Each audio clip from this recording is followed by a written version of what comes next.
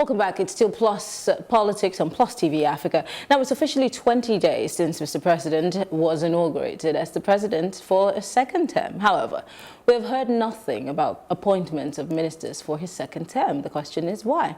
Now, what are the issues causing this delay? Are we going to be having the same experience from the first tenure? Now, joining me to have this conversation is we still have in the studio Mr. John Wesley, a political analyst, and we are having joining us right now in the studio Mr. Soji Ogenere-Bure. He is a political analyst. Today I got your name right. It's good to have you in the studio. Thank you. I always struggle with this name, but I'm getting better at it. With time, yeah. Yes. So, of course, you know about the next level. That's the new mantra of Mr. President's second tenure. And in the first tenure, we heard all kinds of things. Baba go slow, snail speed. We heard all kinds of things because it took 6 months for Mr. President to get the kind of people he was referring to that would be able to fit in as ministers in his cabinet. Do we see ourselves waiting that long? It's 20 days officially for Mr. President to pick ministers. Is Nigeria such a complicated place when it comes to picking people or technocrats, like we always put it, to work with? Thank you very much. Nice to be here once again. I do not think there's any cause for alarm right now. Mm-hmm. To be honest, I'm not a friend of the current government, but just in all honesty, 20 days and the process is not yet. There's nothing wrong yet. No cause for alarm. We are just anxious because of the previous experience, hoping from what you said that we don't get into that mode again. Why do I say this? 20 days ago it was inaugurated. It just proclaimed the National Assembly into session. Yes. Last week, mm-hmm. And they went into recess, mm-hmm. And that's ninth Assembly, and they will come back next week. 2 weeks time. In 2 weeks time. And without them, we can't have ministers. Mm-hmm. Without them, we can't have ministers. We can have names. Yes. No, why do we start banding the names? The names they probably have them, maybe that they are not to our knowledge yet. But we'll be having snippets of information that, oh, these people will be. We sure know that APC had I have to mention their name, had a policy that those governors who lost re-election or those who lost elections in their states as aspirants or candidates will be compensated with ministerial appointments. So if we... Is it a policy or... I was about to ask that question. It was mentioned by... No, APC, they said it, except if it's like them, they will say one thing and do another. So that is why we might be expecting people like the past governor of Lagos State, mm-hmm. to be in the list. So is that going to be a premise? The speculation, no. You see, like I was telling someone when I was coming, you see, we are persons that when people listen to us, what we say is what people discuss. Do you understand me? If I want us to have an understanding that I can tell you 100% that a good number of governors that did not return under the APC, you would not have 5% of them in the ministerial list. I will not. We're all speculating here. Yes, that's why I mentioned that is from the question said, why are we not having a list yet? Okay. And I said, we have snippets of it coming out from Grapevine, and with this statement made before the elections, probably to also get them to support the party at those levels, mm-hmm. that if you lost the elections in your state, you should be sure of getting the ministerial appointment. It's not strange. It's what has happened but before. This is the thing. The practice that we've had over time is compensating people with these offices. Oh, yeah. Why do we not prioritize people who can actually do the job? And I'm not just talking about meritocracy here. I'm talking about square pegs and square holes, and not using these appointments as, oh, you worked for me, you supported me. And then at the end of the day, those ministries, departments, and agencies have nothing to show for it. No, maybe because it took, I was taken in mid-flight. Mm-hmm. I was going there. I took that question. part of the anxiety is the previous one too, where we had round pegs in square holes, or square pegs in round holes, as it were, where today we can say that the previous cabinet was, you cannot by any standard describe them as competent, no matter how you want to look at it. There might be few ones who had personal interest to do things. So that's part of the anxiety. It's not all it's a practice. You must compensate your politicians, those supported you, but meritocracy should come into play too. Now, why should that be a challenge that we must compensate them? Or why we are way anxious now? We expected that ministers, if you must know, are not policy makers. So we expected that at this time, the government should now be assembling an economic team, a political team, a finance team, policy formulation in various areas. Setting goals. So when they formulate these policies and set these goals and targets, the ministers are there to come to implement these. But what do we get in our climate, in our environment? We take this process to appoint the ministers who have no clue of the ministry they're going to come to head. They now come to the seat and it takes 6 months to start formulating policies. Policies that are short-sighted, policies that are not in any way sustainable, not connected to the national objective, because they want to. So we'll have that lacuna again. Things will go down. Okay. So what we will have expected is, at this point in time, while we're waiting for the list and the process to take place, there are positions you can appoint people into that does not require the approval of the National Assembly. So that is where we should be worried about. So you're talking about, I'm coming to you, Mr. Wesley. Yeah. So you're talking about, just as you mentioned, the Economic Council, which is very important. Economic team. Economic team, yes. And some other boards that are important. Appointments that don't require a Senate approval. Yes, Senate approvals. So I'm wondering, why do we always set the cart before the horse in this climate? Because you just made that point. It's not about setting the cart before the horse. One of the things we must acknowledge in this part of the world, that's why you see that our democracy is still evolving. Now, there is something that is in place when it comes to parties in this part of the world. Once you get into office, or before you get into office, they would give you, there is always a blueprint of the party. That is what you I don't get expected. It. Is the party supposed to be prioritized over the people? Because that office, every office attached to that office is there to provide services to serve the people. I am establishing this to you so that we can have a proper premise for discussion. And that is why an Akiume body did not get a second term. Those were some of the reasons that they pushed forward that he is not fit for a second term, because they are of the opinion that he did not stick with the rules, the blueprint of the party. Now, when it comes to the national, they will tell you, the economic team he talked about, yes, during the campaign and all of that, they already ruled out some of the things that they would do and all of that, and they will let you know that the economic team and whatever team and all of these things, they were the one who actually came together to put this in place.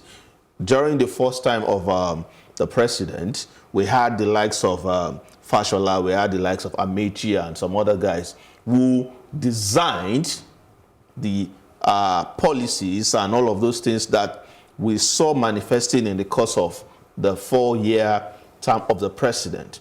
And I am sure that there would be something of such. One of the things that we do not have here, that everyone, I'm sure you must have talked about it at some point, we have always talked about it, we do not have institutions that work independently. We make these institutions sound like they're buildings that can work on its own. They're human beings. It's the same people we're talking about that occupy this institution. They do not work independently. Let me tell you something. Let me give you a picture. Let me take Lagos State as an example. We have the civil service. We also have agencies. Do you know that agencies within Lagos State, the way they operate is different from the way civil service operates. How do you Now, mean? let me give you a picture. I visited Lagos State Emergency Management Agency, and there's a particular structure in place.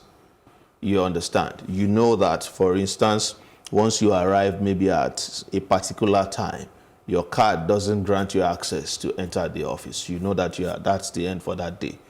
Do you understand? Now, but in our own civil service, Lagos State and all of that, you don't have anything of such. You still have to go and write that How you came. how does this apply to the speedy appointment of ministers, getting the right persons to get into the right office? How does this It applies apply? in the sense that this is it. He talked about when you appoint the ministers, they have to now use 6 months, 6 whatever, to familiarize with the setting. It is because that place isn't working in the first place. Yeah, no, what you said is correct. Let's not take it far from what we're talking about. Why I made that assertion is that while waiting for the ministerial list, and that there should not be any cause for alarm right now, we expect that the government should be setting up bodies that don't require, making appointments that don't require the Senate approval. That is what I'm saying. What kind of appointments? Like I said, economic team, we assume today that the chief of staff is going to continue. Look at the new speaker, the new Senate president. But ordinarily, the chief of staff also is still supposed to. No, it doesn't get a Senate approval. Look, like the Senate president today, the new Senate president, he's made his appointment, first 2 appointments, press, media spokesperson, and the chief of staff. Those are people you work with that you now expand into the economic teams, or the prostators, and into the cabinet. So what I'm saying is, those appointments, if we are that anxious, it's because we've not heard anything from them about the government about that. But I think, take for instance, the government made a policy statement that we intend to take 100 million people out of poverty in the next 10 years. That's just a wishful saying. How do you actualize that? Because you are here for 4 years. Yes, how do you actually? No, I don't want to even talk about that. How do you actualize that? You have to realistically look at that. I have a problem with governments setting long-term goals when you're not even certain that your same party is going to continue. So why don't you have short-term plans that you can see through and make sure it works? Thank you. I have a problem with that. Now, next level. That is part of the next level. 4 years. You have 4 years to implement a 10-year plan. Then that's wishful thinking. Yeah, that's why I say it's wishful thinking. But even at that, I'm not looking at. I want to ask a question. Let me just take that process through. We're not even worried about the 10 years. We're talking that if you made that statement, how is it going to come to be? We're saying that so there's supposed to be a team, which that's what our government works. There'll be a team there that is already preparing the structure. So when the minister comes, they roll out. But if that is not done, we might end up the same process where ministers will not come. They will be the ones who now start wondering, okay, we're going to take 100 million out of poverty. How do we go about it? It will take them, they'll start setting up their own ministerial teams that will take another time to come to be. So we're saying that if the government has learned from previous experiences, like he's always said that you don't get a different result unless you doing the same thing over and over. So we like I said, I'm expecting something different. Not because I'm just being optimistic. But as we speak now, is government running or not? Government is running. The government ran for 6 multi ministers in 2015, and we saw the result. No, what I am saying is as we speak. Yeah, government is still running. Right? Yes. As we speak. So we simply means that it is not going to be out of place to say that this economic team and all of that are supposedly meant to be in place before the arrival of the ministers. It is not going to be out of place to say that we have them in place.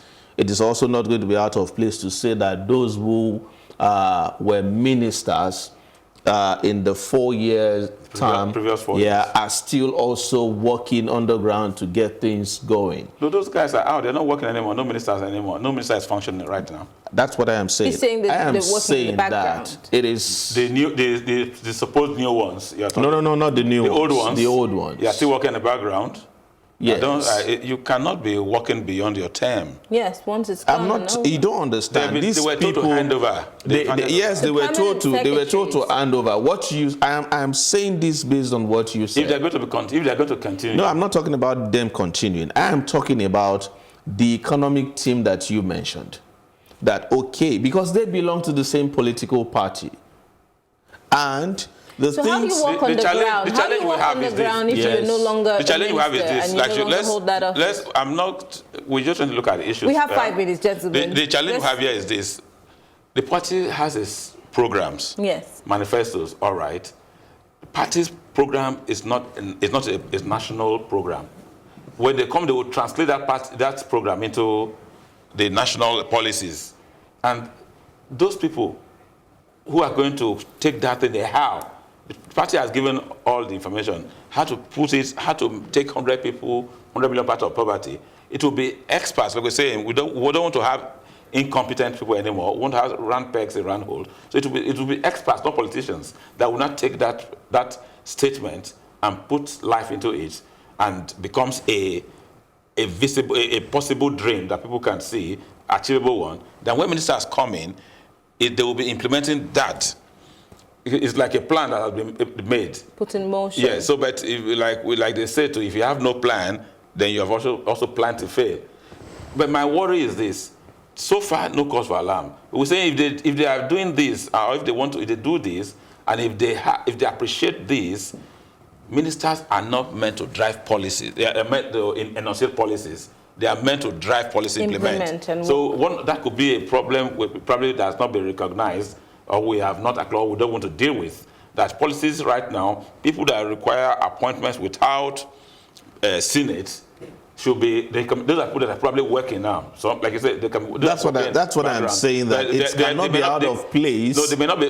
So we don't know about them. You don't. That's just like you don't know about them. Every other person doesn't know about them. We don't have ministers. That's why we are talking about. Let's move on. Okay. How soon should we expect?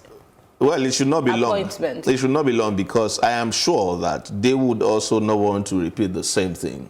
It should not be long. Nope. You know, one of the things I keep saying is, yes, 6 months was too long for the president to appoint ministers. But the bottom line is very clear. I said it several times then, that the APC didn't see a win.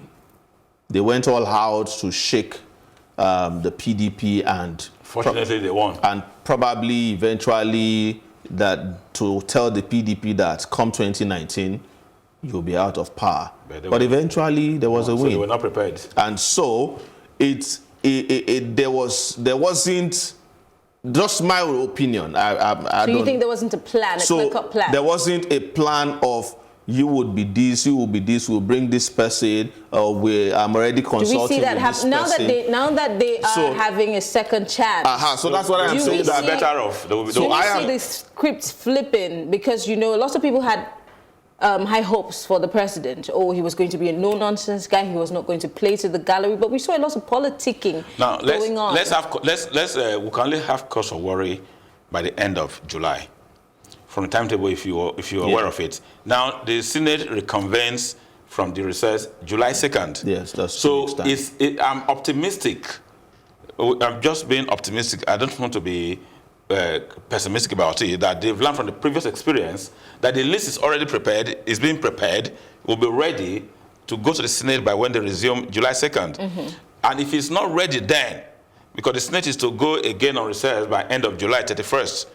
So if between that 2nd and 31st, mm-hmm. they don't get the list and deal with it, then we'll wait into sometime late August. Then we are going to 3 months. And that's going to affect our budget. I do not think that's going to happen, because the National Assembly today is as if it's what they wanted that they got, unlike the previous one, where it was kind of different. Okay. So these people, if the list is presented by July 2nd, before July 31st, because they are all in tandem, they're in agreement in this We'll see a lot of people taking bows, I guess. They would know that.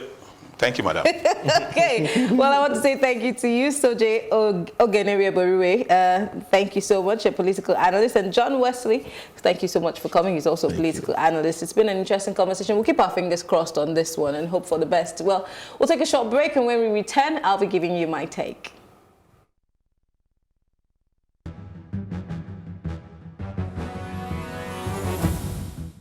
The Deputy President of the Senate, Senator Ovie Omoagege, has assured Nigerians he will work towards the actualization of the All Progressives Congress Next Level agenda.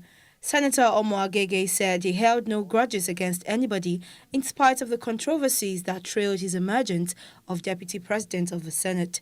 He said he is committed to ensuring President Muhammadu Buhari's Next Level agenda is achieved in the interest of all Nigerians. I will be fair to everybody. Now, as a presiding officer, as best I'm able to, I'm no longer going to be partisan. Everybody will be carried along, because the 68 votes I had were only 62 APC senators, but I was elected by 68 of my colleagues. So the support cut across party lines. So as we move forward, we are first and foremost senators of the Federal Republic of Nigeria, before we are senators of either APC, PDP, or YPP extraction. I'm not oblivious of the platform that brought me to the Senate, which is the APC, the commitment we made to our people when we contested these elections, was that as we go back to the Senate, after the elections, will provide the enabling environment for Mr. President to be able to implement the next level agenda. But I don't think anyone will feel offended if we fight to create the enabling environment for the content of the next level agenda that brought Mr. President and brought a lot of us to government.